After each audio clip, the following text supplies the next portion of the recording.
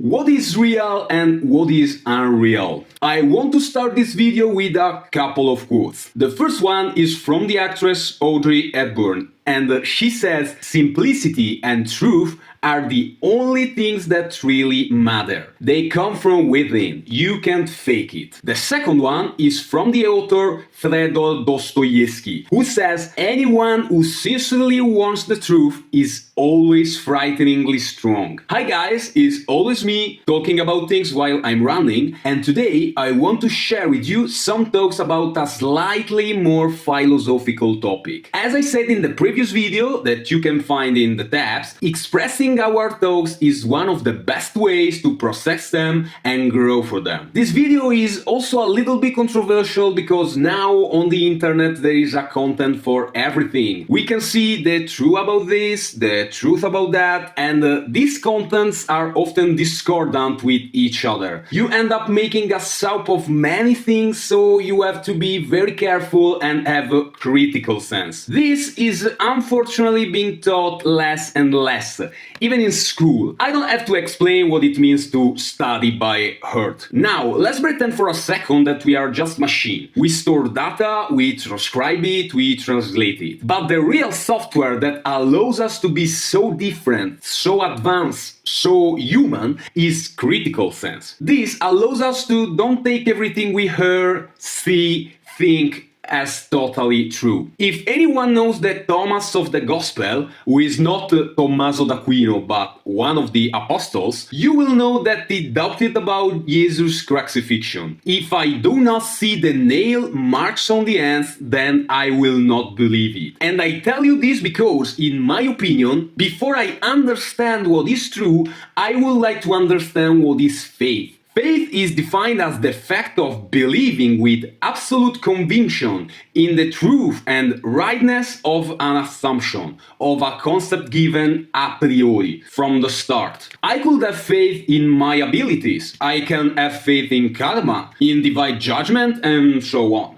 Truth, on the other hand, has to be proven. In math, and more generally in science, we use demonstration. But these also intervene in the human relationships. Take a court case. There has to be evidence, proofs, to demonstrate the reality of the facts. Now, I would that everyone who's watching think about any event, even a personal one, where the law intervened and on paper was applied to discover the truth. Write to me in the comments what you think.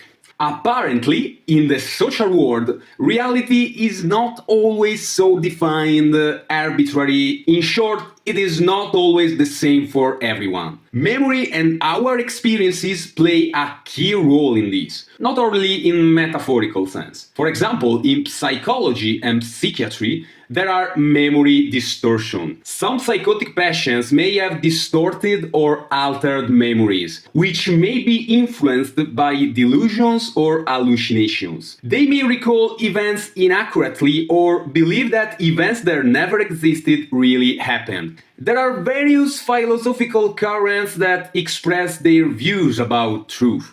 Think of sophists such as Protagoras, Golgi. The former said that everything was true and the second said that everything was false. But these characters were not taken too seriously, and even today we use the word sophistes to mean a huckster, a barker, a charlatan, a person who never gets to the point.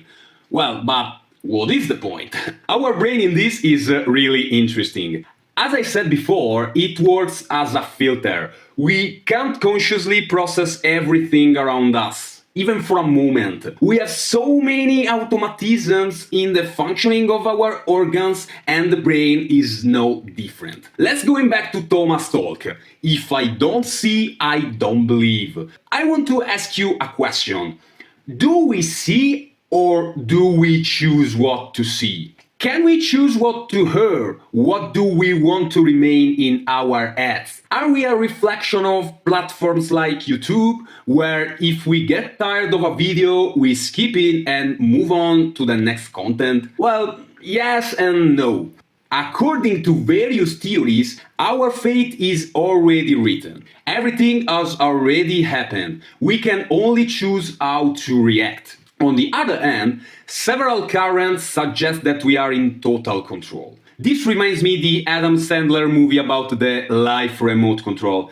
In my personal opinion, I fall somewhere between these two positions. I think the main reason is the period in which I live. I don't have to explain to you how much the internet is a filter that has brought about drastic changes in knowledge. It has changed the way we read, write, even learn. It has accustomed us to trust less and less. The screen has become another cause of noise between the source and the destination of a piece of info, whatever it may be. It has created a digital society, fictitious but still made up of real people. So I ask you, in your opinion, which side is being influenced more by the other? That's a question I can't find an answer to. But I can say with certainty that the internet and human beings are not two separate things. Not at all. Liars have always existed. Journalism and propaganda have coexisted for centuries, even before print. Simply, new media bring evolution. Progress is another matter. But let's back to the truth. Someone might tell me, well, everyone has his own truth. He decides what is right and what is wrong for himself. So it is something subjective. Someone else might tell me, but no, it's not true. And that is funny. Things like death, starvation, sunrise, emotion are true things for everyone. They are objective things. What if I told you that this world is all fake? Matrix, baby, but also a little bit Avatar. I know all this can give you a headache, but hey, I'm not your primary care doctor. I am not here to treat you, but to hurt you with reasoning. However, it is interesting to reason about how much we know and how much we don't know. The idea that there could be more advanced civilization than we are, that they hold more truth than we do, and that in some way they are controlling our lives is as frightening as it is fascinating. Let's back on our planet. A good part of people cannot be satisfied with their lives. They would like to be in total control of the universe. They want to know everything. But one day, during a spiritual experience, one of my best friends told me something I still reflect on today. The more details you add, the more complex it gets. Because those details will have to be explained, adding more elements. The talk about the internet I mentioned earlier relates well. Having everything more or less at the click of a mouse leads us to reject that there are things we don't know. We often do not verify our beliefs for fear of being proven wrong. We don't want to give up our truth. And here I present to you the unknown, the void. Everything we don't know, everything we can make sense of, everything that scares us. In my experience, simplicity is the brain's friend. I don't want to confuse simplicity with ease. Simplicity leads us to accept that we don't know everything. Not even that much. We probably know nothing compared to what is out there. And you know what? That's okay. I personally have experienced the arrogance of having the truth in my hand. It is part of man, and one of his main qualities, language. But language is only one of the main ways human beings communicate. And many times the ways of communicating are discordant. Now, I want that all of us think about this. How much do our perception influence truth? Do we all perceive in the same way? Of course, no. The extreme case is the case of a blind person. In the absence of one of the senses, he perceived reality will never be the same as that of a person who can see. But here there are a lot of nuances. Age, experience, background, education, culture, and so on. Everything is so nuanced in perceived reality that I feel like I'm going to go out on a limb and say, no, there is no such thing as an objective reality that is the same in everything for everyone. We may share some beliefs, but these, as long as they cannot be proved eternally in space-time, remain beliefs, hypotheses, theories. Physics itself, after years of anonymously accepted postulates and laws, is reevaluating many things. Even those who talk of themselves as truth bearers are reconsidering their positions. Everything is always changing, and this is probably one of the few shared truths. Let me know in the comments what are you think about. But first, I would like to talk about interpretation and circumstance. Quoting someone,